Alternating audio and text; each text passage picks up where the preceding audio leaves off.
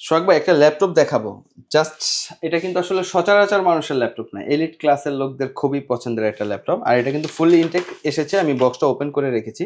বক্সের সাথে যা যা আছে, stylus pen, manual, original charger, cable সব, এবং এটার সাথে কিন্তু একটা পাউচ ব্যাগও আমরা গিফট দিয়ে দিব। যে পাউচ ব্যাগটার প্রাইস হচ্ছে অফিসিয়ালি 10,000 টাকা, ওইটা আমরা গিফট করবো এটার সাথে। চমৎকার। এক্সপেক্টটা 14 X360 টাচ। ওয়াও। এখানেই শেষ নয়, লাক্সারি ব্লু এবং স্টাইলিশ তো রয়েছেই, এখানে একটা আপনার ফিঙ্গারপ্রিন্ট রয়েছে।